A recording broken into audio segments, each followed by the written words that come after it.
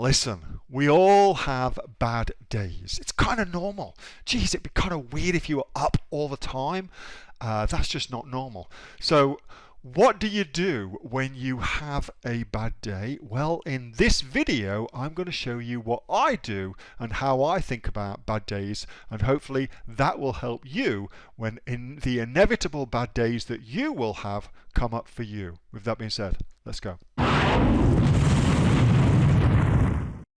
Absolutely, I have bad days. I think it would be crazy to believe that people are always happy. I don't believe that's how things work. And especially when you are striving towards a goal, when you are building a business, for instance, or learning something new, for instance, whatever it may be.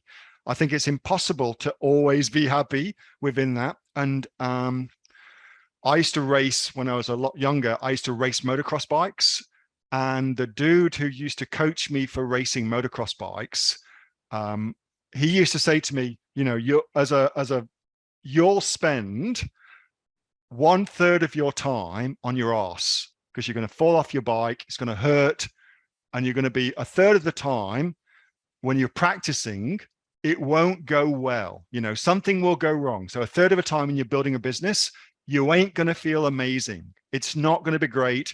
You've got to push through that and do the thing that you need to get done anyway.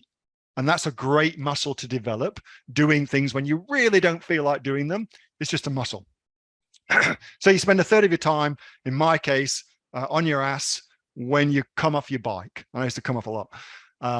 And then there's 1/3 of the time when things are just okay. You know, you're not having a great day. You're not having a shitty day. You haven't fallen off, but you're not setting any new lap records. It's not fantastic. So you haven't built anything spectacular. You're just kind of doing the grind. You know, you're just kind of going through the motions, doing the grind, doing the things that need to get done. And you just kind of feel kind of just nothing really. Okay. So 1/3 of that. And then there's another 1/3 of the time where you feel good about what you're doing, where you'll feel that you're winning. You'll feel that you're making progress. Oh, I got that logo done. Oh, I got that branding done. I got that exactly how I want it to do. It looks fantastic. You'll feel good as a result of that. That feeling, of course, doesn't last, but it's great while it does. Okay. Where I was setting personal best, where I was learning to do something new, where I was doing the jumps and landing the jumps, that sort of stuff. Okay.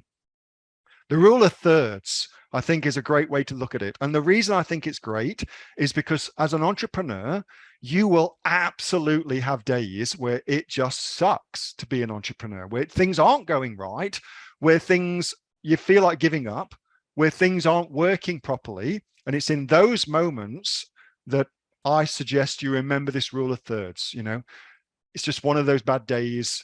You've had the bad day now. The next day is probably going to be either a good day or a kind of day. Okay. That's how I look at it. I found that to be a very, very useful way of viewing the entrepreneurial journey. Indeed, all journeys where you're learning something new specifically.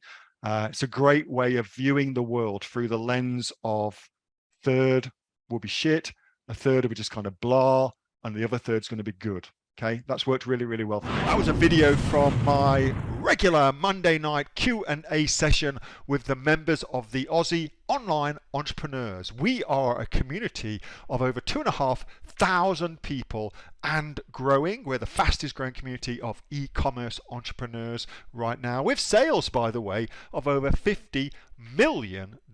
If you would like to find out more about what we do and also come and join us, get yourself off to www.aussieonlineentrepreneurs.com.au. The link for that is in the description, and I will see you on the next video. Until then, bye for now.